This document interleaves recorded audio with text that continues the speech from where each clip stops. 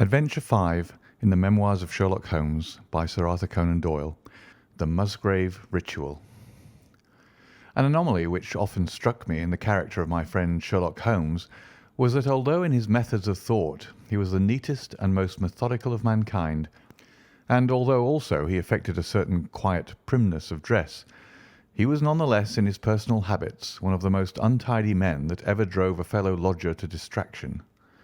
Not that I am in the least conventional in that respect myself. The rough-and-tumble work in Afghanistan, coming on the top of a natural bohemianism of disposition, has made me rather more lax than befits a medical man. But with me there is a limit, and when I find a man who keeps his cigars in the coal scuttle, his tobacco in the toe end of a Persian slipper, and his unanswered correspondence transfixed by a jackknife into the very centre of his wooden mantelpiece, then I begin to give myself virtuous airs.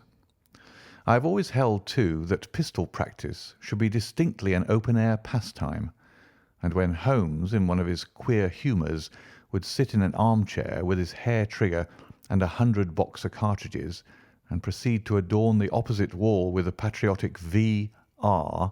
done in bullet pocks, I felt strongly that neither the atmosphere nor the appearance of our room was improved by it.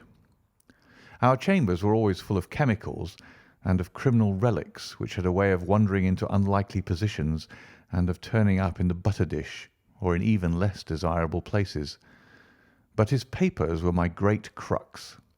He had a horror of destroying documents, especially those which were connected with his past cases, and yet it was only once in every year or two that he would muster energy to docket and arrange them. For, as I have mentioned somewhere in these incoherent memoirs, the outbursts of passionate energy when he performed the remarkable feats with which his name is associated were followed by reactions of lethargy during which he would lie about with his violin and his books, hardly moving save from the sofa to the table. Thus, month after month, his papers accumulated, until every corner of the room was stacked with bundles of manuscript which were on no account to be burned, and which could not be put away save by their owner. One winter's night, as we sat together by the fire, I ventured to suggest to him that as he had finished pasting extracts into his commonplace book, he might employ the next 2 hours in making our room a little more habitable. He could not deny the justice of my request, so with a rather rueful face he went off to his bedroom, from which he returned presently, pulling a large tin box behind him.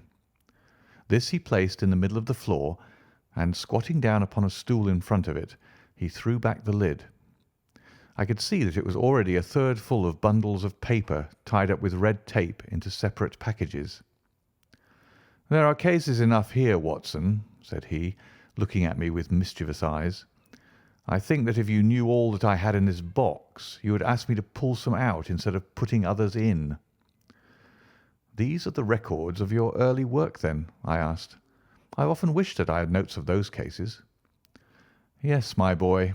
These were all done prematurely before my biographer had come to glorify me." He lifted bundle after bundle in a tender, caressing sort of way. "They are not all successes, Watson," said he, "but there are some pretty little problems among them. Here's the record of the Tarleton murders, and the case of Vanbury, the wine merchant, and the adventure of the old Russian woman, and the singular affair of the aluminium crutch, as well as a full account of Ricoletti of the club foot and his abominable wife. And here, now, this really is something a little recherché." He dived his arm down to the bottom of the chest and brought up a small wooden box with a sliding lid, such as children's toys are kept in. From within he produced a crumpled piece of paper, an old-fashioned brass key, a peg of wood with a ball of string attached to it, and 3 rusty old discs of metal. "Well, my boy, what do you make of this lot?" he asked, smiling at my expression. "It is a curious collection." "Very curious, and the story that hangs around it will strike you as being more curious still." "These relics have a history, then?"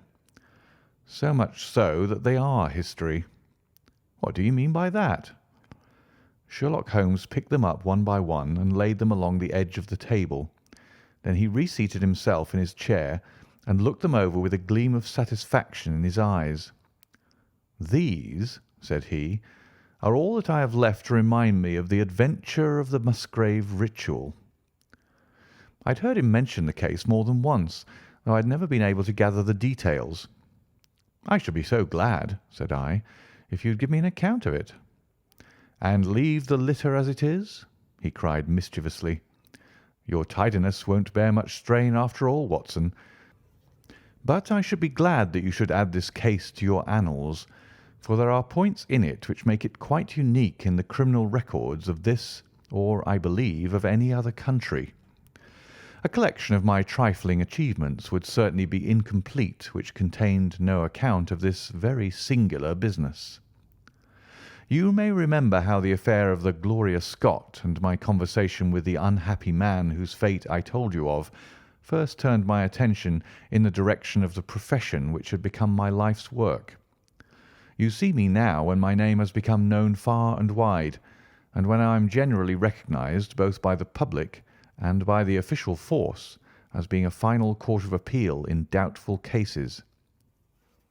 Even when you knew me first, at the time of the affair which you have commemorated in A Study in Scarlet, I had already established a considerable, though not a very lucrative, connection. You can hardly realise, then, how difficult I found it at first, and how long I had to wait before I succeeded in making any headway. When I first came up to London, I had rooms in Montague Street, just round the corner from the British Museum, and there I waited, filling in my too abundant leisure time by studying all those branches of science which might make me more efficient.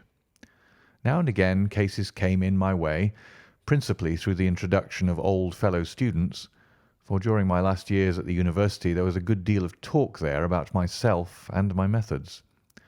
The third of these cases was that of the Musgrave Ritual, and it is to the interest which was aroused by that singular chain of events, and the large issues which proved to be at stake, that I trace my first stride towards the position which I now hold. Reginald Musgrave had been in the same college as myself, and I had some slight acquaintance with him.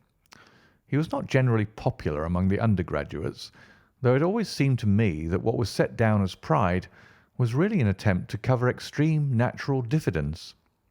In appearance he was a man of exceedingly aristocratic type, thin, high-nosed, and large-eyed, with languid and yet courtly manners. He was indeed a scion of one of the very oldest families in the kingdom, though his branch was a cadet one which had separated from the northern Musgraves some time in the 16th century, and had established itself in western Sussex, where the manor house of Hurlstone is perhaps the oldest inhabited building in the county. Something of his birthplace seemed to cling to the man, and I never looked at his pale, keen face or the poise of his head without associating him with grey archways and mullioned windows and all the venerable wreckage of a feudal keep. Once or twice we drifted into talk, and I can remember that more than once he expressed a keen interest in my methods of observation and inference. For 4 years I had seen nothing of him until one morning he walked into my room in Montague Street. He had changed little, was dressed like a young man of fashion. He was always a bit of a dandy, and preserved the same quiet, suave manner which had formerly distinguished him. "How has all gone with you, Musgrave?" I asked, after we had cordially shaken hands. "You probably heard of my poor father's death," said he. "He was carried off about 2 years ago. Since then I have, of course, had the Hurlstone estates to manage, and as I am member for my district as well, my life has been a busy one. But I understand, Holmes, that you are turning to practical ends those powers with which you used to amaze us." "Yes," said I. "I have taken to living by my wits." "I am delighted to hear it, for your advice at present would be exceedingly valuable to me. We have had some very strange doings at Hurlstone, and the police have been able to throw no light upon the matter. It is really the most extraordinary and inexplicable business." You can imagine with what eagerness I listened to him, Watson, for the very chance for which I had been panting during all those months of inaction seemed to have come within my reach. In my inmost heart I believed that I could succeed where others failed, and now I had the opportunity to test myself. "Pray let me have the details," I cried. Reginald Musgrave sat down opposite to me and lit the cigarette which I had pushed towards him. "You must know," said he, "that though I am a bachelor, I have to keep up a considerable staff of servants at Hurlstone, for it is a rambling old place and takes a good deal of looking after. I preserve, too, and in the pheasant months I usually have a house party, so that it would not do to be short-handed. Altogether there are 8 maids, the cook, the butler, 2 footmen and a boy. The garden and the stables, of course, have a separate staff. Of those servants, the one who had been longest in our service was Brunton the butler. He was a young schoolmaster out of place when he first taken up by my father, but he was a man of great energy and character, and he soon became quite invaluable in the household. He was a well-grown, handsome man with a splendid forehead, and though he has been with us for 20 years, he cannot be more than 40 now. With his personal advantages and his extraordinary gifts, for he can speak several languages and play nearly every musical instrument, it is wonderful that he should have been satisfied so long in such a position, but I suppose that he was comfortable and lacked energy to make any change. The butler of Hurlstone is always a thing that is remembered by all who visit us. But this paragon has one fault. He is a bit of a Don Juan, and you can imagine that for a man like him it is not a very difficult part to play in a quiet country district. When he was married it was all right, but since he has been a widower we have had no end of trouble with him. A few months ago we were in hopes that he was about to settle down again, for we became engaged to Rachel Howells, our second housemaid, but he has thrown her over since then and taken up with Janet Drugellis, the daughter of the head gamekeeper. Rachel, who is a very good girl, but of an excitable Welsh temperament, had a sharp touch of brain fever and goes about the house now, or did until yesterday, like a black-eyed shadow of her former self.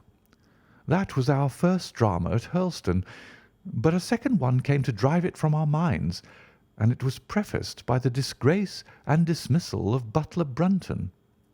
This is how it came about.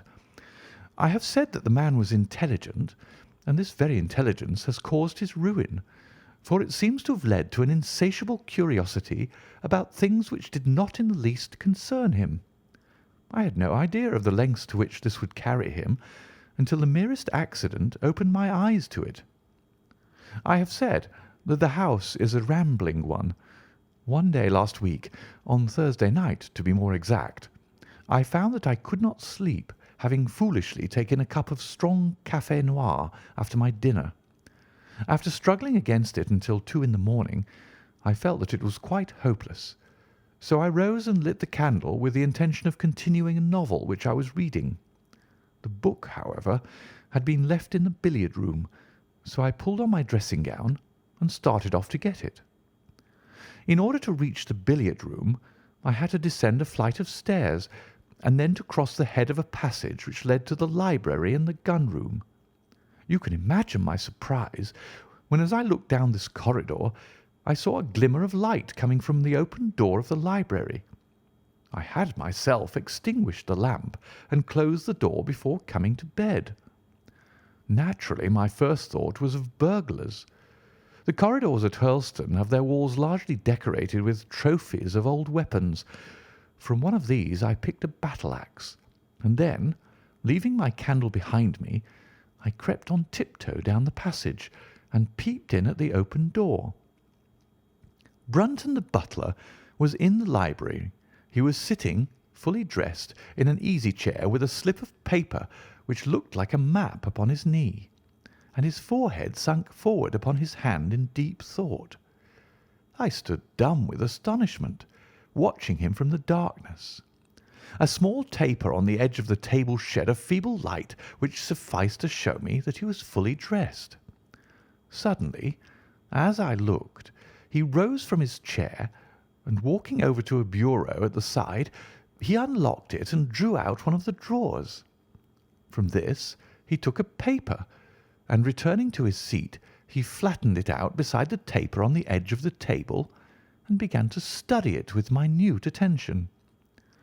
My indignation at this calm examination of our family documents overcame me so far that I took a step forward, and Brunton, looking up, saw me standing in the doorway. He sprang to his feet, his face turned livid with fear, and he thrust into his breast the chart-like paper which he had been originally studying. "So," said I, "this is how you repay the trust which we have reposed in you. You will leave my service to-morrow." He bowed with the look of a man who is utterly crushed, and slunk past me without a word. The taper was still on the table, and by its light I glanced to see what the paper was which Brunton had taken from the bureau. To my surprise, it was nothing of any importance at all, but simply a copy of the questions and answers in the singular old observance called the Musgrave Ritual. It is a sort of ceremony peculiar to our family, which each Musgrave for centuries past has gone through on his coming of age. A thing of private interest, and perhaps of some little importance to the archaeologist, like our own blazonings and charges, but of no practical use whatever. "We had better come back to the paper afterwards," said I. "If you think it really necessary," he answered with some hesitation. To continue my statement, however, I relocked the bureau, using the key which Brunton had left, and I had turned to go when I was surprised to find that the butler had returned and was standing before me. "Mr. Musgrave, sir," he cried, in a voice which was hoarse with emotion, "I cannot bear disgrace, sir. I have always been proud above my station in life, and disgrace would kill me. My blood will be on your head, sir. It will, indeed, if you drive me to despair. If you cannot keep me after what has passed, then for God's sake let me give you notice and leave in a month, as if of my own free will. I could stand that, Mr. Musgrave, but not to be cast out before all the folk that I know so well." "You don't deserve much consideration, Brunton," I answered. "Your conduct has been most infamous. However, as you have been a long time in the family, I have no wish to bring public disgrace upon you. A month, however, is too long. Take yourself away in a week, and give what reason you like for going." "Only a week, sir," he cried, in a despairing voice. "A fortnight, say at least a fortnight." "A week," I repeated, "and you may consider yourself to have been very leniently dealt with." He crept away, his face sunk upon his breast like a broken man, while I put out the light and returned to my room. For 2 days after this, Brunton was most assiduous in his attention to his duties. I made no allusion to what had passed, and waited with some curiosity to see how he would cover his disgrace.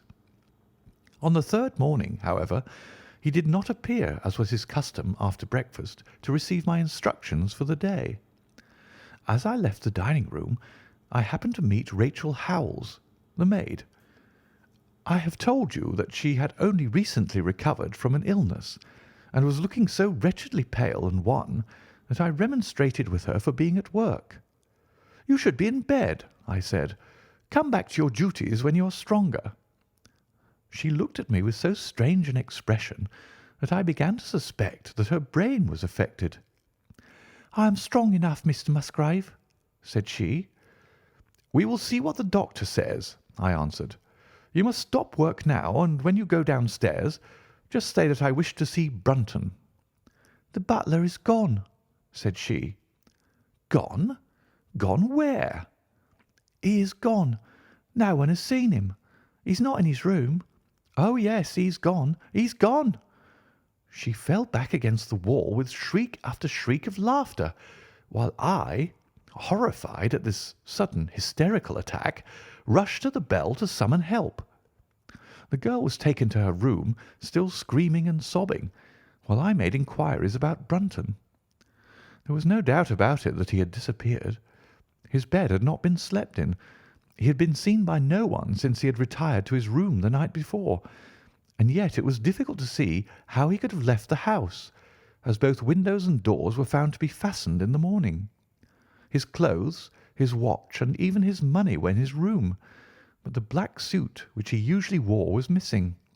His slippers, too, were gone, but his boots were left behind. Where then could butler Brunton have gone in the night, and what could have become of him now? Of course, we searched the house from cellar to garret, but there was no trace of him. It is, as I have said, a labyrinth of an old house, especially the original wing, which is now practically uninhabited, but we ransacked every room and cellar without discovering the least sign of the missing man. It was incredible to me that he could have gone away, leaving all his property behind him, and yet where could he be? I called in the local police, but without success. Rain had fallen on the night before, and we examined the lawn and the paths all around the house, but in vain. Matters were in this state when a new development quite drew our attention away from the original mystery. For 2 days Rachel Howells had been so ill, sometimes delirious, sometimes hysterical, that a nurse had been employed to sit up with her at night. On the third night after Brunton's disappearance, the nurse, finding her patient sleeping nicely, had dropped into a nap in the armchair, when she woke in the early morning to find the bed empty, the window open, and no signs of the invalid. I was instantly aroused, and, with the 2 footmen, started off at once in search of the missing girl. It was not difficult to tell the direction which she had taken, for, starting from under her window, we could follow her footmarks easily across the lawn to the edge of the mere, where they vanished close to the gravel path which leads out of the grounds. The lake there is 8 feet deep, and you can imagine our feelings when we saw that the trail of the poor demented girl came to an end at the edge of it. Of course, we had the drags at once and set to work to recover the remains, but no trace of the body could we find. On the other hand, we brought to the surface an object of a most unexpected kind. It was a linen bag which contained within it a mass of old rusted and discoloured metal and several dull-coloured pieces of pebble or glass. This strange find was all that we could get from the mere, and although we made every possible search and inquiry yesterday, we know nothing of the fate either of Rachel Howells or of Richard Brunton. The county police are at their wits' end, and I have come up to you as a last resource." You can imagine, Watson, with what eagerness I listened to this extraordinary sequence of events, and endeavoured to piece them together and to devise some common thread upon which they might all hang. The butler was gone, the maid was gone. The maid had loved the butler, but had afterwards had cause to hate him. She was of Welsh blood, fiery and passionate. She had been terribly excited immediately after his disappearance. She had flung into the lake a bag containing some curious contents. These were all factors which had to be taken into consideration, and yet none of them got quite to the heart of the matter. What was the starting point of this chain of events?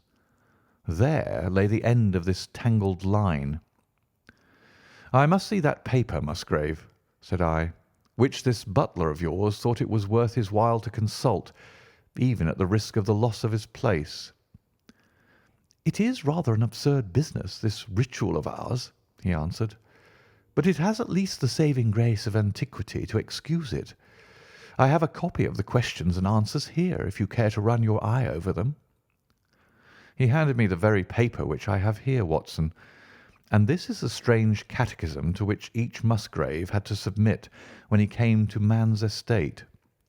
I will read you the questions and answers as they stand.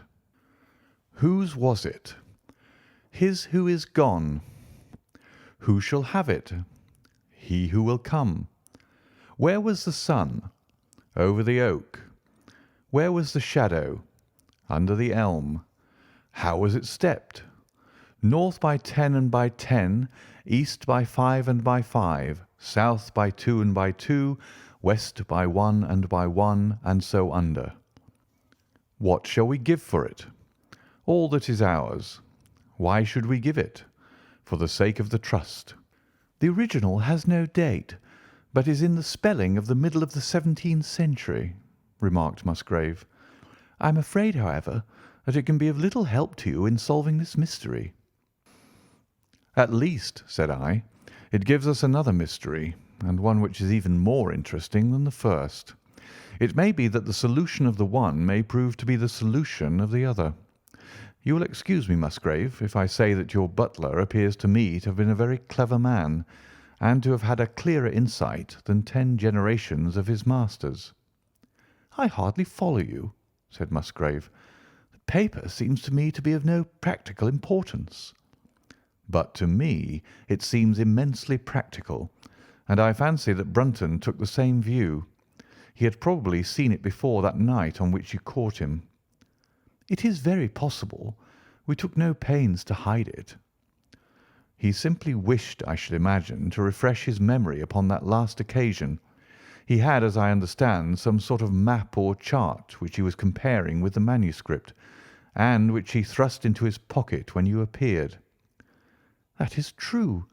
But what could he have to do with this old family custom of ours, and what does this rigmarole mean?" "I don't think that we should have much difficulty in determining that," said I. "With your permission we will take the first train down to Sussex and go a little more deeply into the matter upon the spot." The same afternoon saw us both at Hurlstone.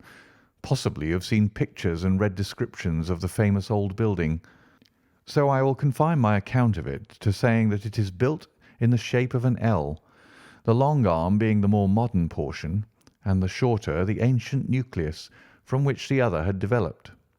Over the low, heavily linteled door in the centre of this old part is chiselled the date 1607, but experts are agreed that the beams and stonework are really much older than this.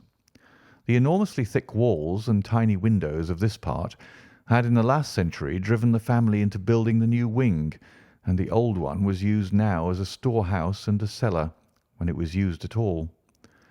A splendid park with fine old timber surrounds the house, and the lake to which my client had referred lay close to the avenue about 200 yards from the building.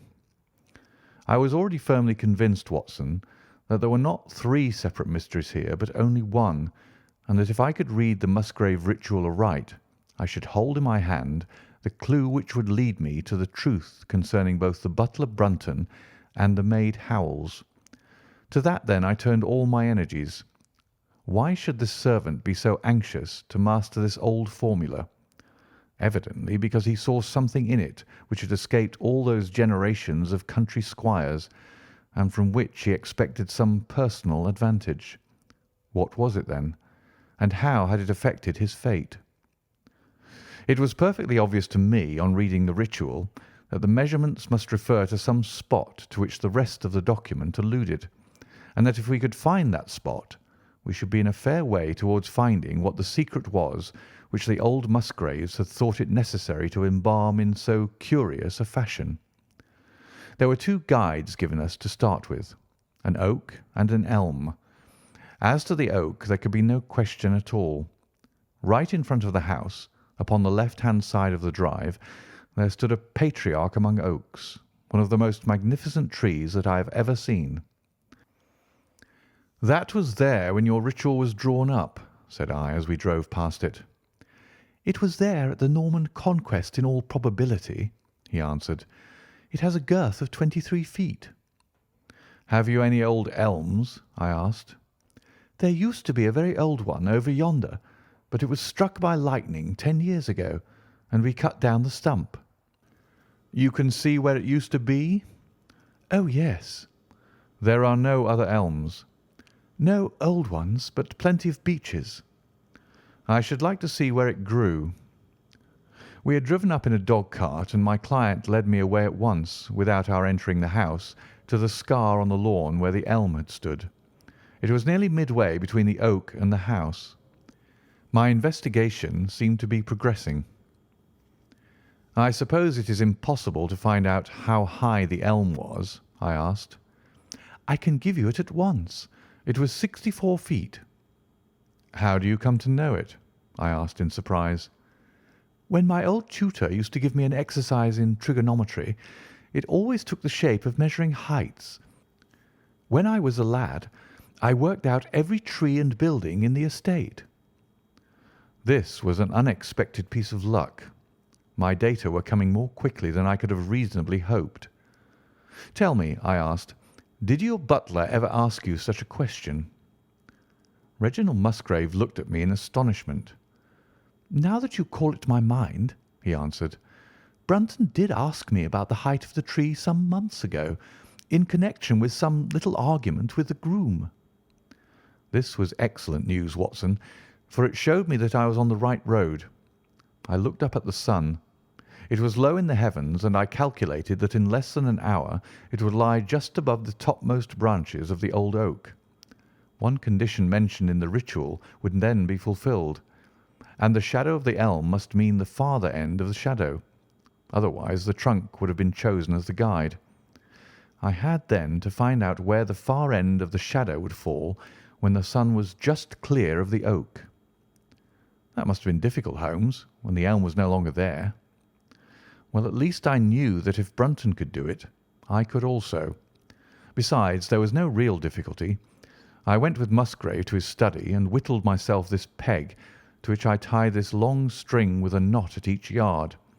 Then I took 2 lengths of a fishing rod, which came to just 6 feet, and I went back with my client to where the elm had been.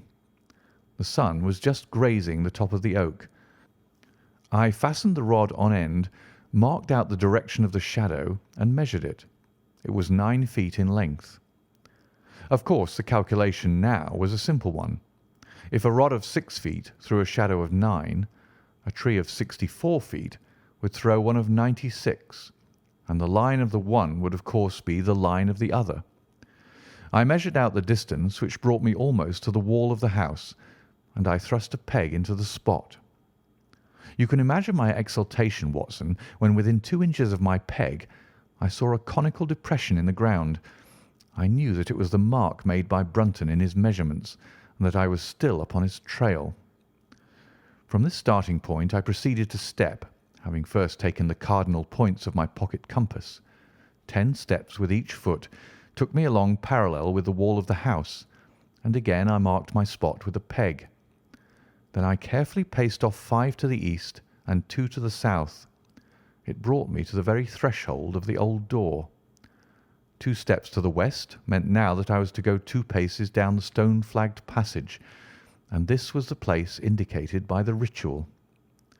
Never have I felt such a cold chill of disappointment, Watson. For a moment it seemed to me that there must be some radical mistake in my calculations. The setting sun shone full upon the passage floor, and I could see that the old, foot-worn grey stones with which it was paved were firmly cemented together, and had certainly not been moved for many a long year. Brunton had not been at work here. I tapped upon the floor, but it sounded the same all over, and there was no sign of any crack or crevice. But fortunately Musgrave, who had begun to appreciate the meaning of my proceedings, and who was now as excited as myself, took out his manuscript to check my calculation. "And under," he cried. "You have omitted the 'and under.'" I had thought that it meant that we were to dig, but now, of course, I saw at once that I was wrong. "There is a cellar under this, then?" I cried. "Yes, and as old as the house. Down here, through this door." We went down a winding stone stair, and my companion, striking a match, lit a large lantern which stood on a barrel in the corner.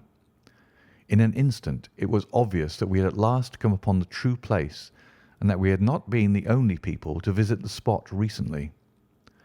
It had been used for the storage of wood, but the billets, which had evidently been littered over the floor, were now piled at the sides, so as to leave a clear space in the middle. In this space lay a large and heavy flagstone with a rusted iron ring in the centre, to which a thick shepherd's check muffler was attached. "By Jove!" cried my client, "that's Brunton's muffler. I've seen it on him, and could swear to it. What has the villain been doing here?" At my suggestion, a couple of the county police were summoned to be present, and I then endeavoured to raise the stone by pulling on the cravat. I could only move it slightly, and it was with the aid of one of the constables that I succeeded at last in carrying it to one side. A black hole yawned beneath, into which we all peered, while Musgrave, kneeling at the side, pushed down the lantern. A small chamber about 7 feet deep and 4 feet square lay open to us. At one side of this was a squat, brass-bound wooden box, the lid of which was hinged upwards with this curious old-fashioned key projecting from the lock. It was furred outside by a thick layer of dust, and damp and worms had eaten through the wood, so that a crop of livid fungi was growing on the inside of it. Several discs of metal, old coins apparently, such as I hold here, were scattered over the bottom of the box, but it contained nothing else. At the moment, however, we had no thought for the old chest, for our eyes were riveted upon that which crouched beside it. It was the figure of a man clad in a suit of black, who squatted down upon his hams with his forehead sunk upon the edge of the box and his 2 arms thrown out on each side of it. The attitude had drawn all the stagnant blood to the face, and no man could have recognized that distorted, liver-coloured countenance, but his height, his dress, and his hair were all sufficient to show my client, when we had drawn the body up, that it was indeed his missing butler. He had been dead some days, but there was no wound or bruise upon his person to show how he had met his dreadful end.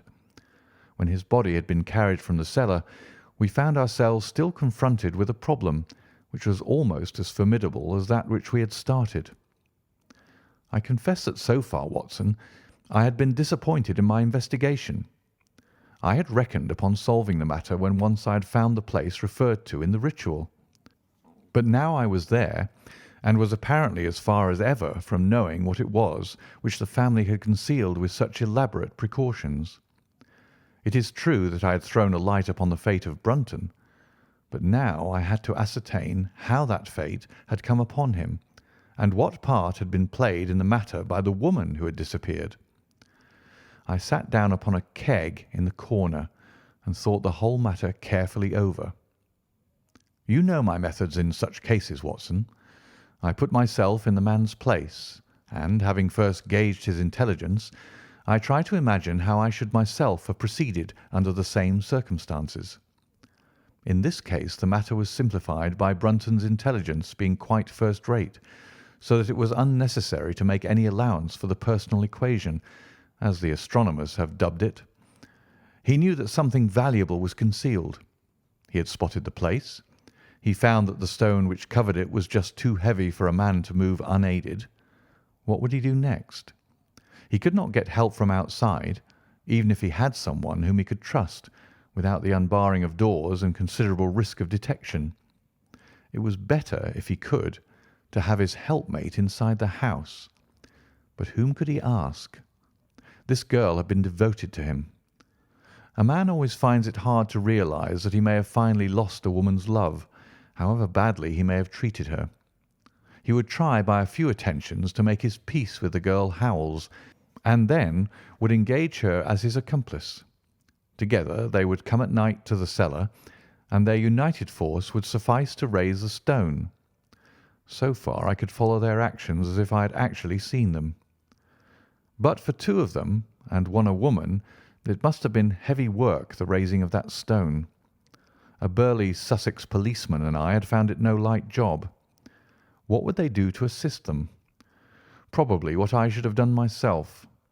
I rose and examined carefully the different billets of wood which were scattered round the floor. Almost at once I came upon what I expected. One piece, about 3 feet in length, had a very marked indentation at one end, while several were flattened at the sides as if they had been compressed by some considerable weight. Evidently, as they had dragged the stone up, they had thrust the chunks of wood into the chink, until at last, when the opening was large enough to crawl through, they would hold it open by a billet placed lengthwise, which might very well become indented at the lower end, since the whole weight of the stone would press it down to the edge of this other slab. So far I was still on safe ground. And now how was I to proceed to reconstruct this midnight drama? Clearly only one could fit into the hole, and that one was Brunton. The girl must have waited above. Brunton then unlocked the box, handed up the contents, presumably, since they were not to be found, and then what happened? What smouldering fire of vengeance had suddenly sprung into flame in this passionate Celtic woman's soul when she saw the man who had wronged her perhaps far more than we suspected, in her power? Was it a chance that the wood had slipped and that the stone had shut Brunton into what had become his sepulchre? Had she only been guilty of silence as to his fate? Or had some sudden blow from her hand dashed the support away and sent the slab crashing down into its place? Be that as it might, I seemed to see that woman's figure still clutching at her treasure trove and flying wildly up the winding stair, with her ears ringing perhaps with the muffled screams from behind her and with the drumming of frenzied hands against the slab of stone which was choking her faithless lover's life out. Here was the secret of her blanched face, her shaken nerves, her peals of hysterical laughter on the next morning. But what had been in the box? What had she done with that? Of course, it must have been the old metal and pebbles which my client had dragged from the mere. She had thrown them in there at the first opportunity to remove the last trace of her crime. For 20 minutes I had sat motionless, thinking the matter out. Musgrave still stood with a very pale face, swinging his lantern and peering down into the hole. "These are the coins of Charles I," said he, holding out the few which had been in the box. "You see we were right in fixing our date for the ritual." "We may find something else of Charles I," I cried, as the probable meaning of the first two questions of the ritual broke suddenly upon me. "Let me see the contents of the bag which you fished from the mere." We ascended to his study, and he laid the débris before me. I could understand his regarding it as of small importance when I looked at it, for the metal was almost black and the stones lustreless and dull. I rubbed one of them on my sleeve, however, and it glowed afterwards like a spark in the dark hollow of my hand. The metalwork was in the form of a double ring, but it had been bent and twisted out of its original shape. "You must bear in mind," said I, "that the royal party made head in England even after the death of the king, and that when they at last fled, they probably left many of their most precious possessions buried behind them, with the intention of returning for them in more peaceful times." "My ancestor, Sir Ralph Musgrave, was a prominent cavalier and the right-hand man of Charles II in his wanderings," said my friend. "Ah, indeed," I answered.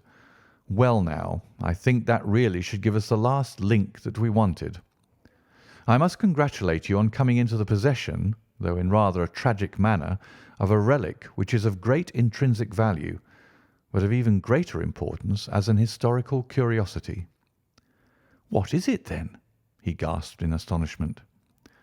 "It is nothing less than the ancient crown of the kings of England." "The crown?" "Precisely. Consider what the ritual says. How does it run? Whose was it? His who is gone.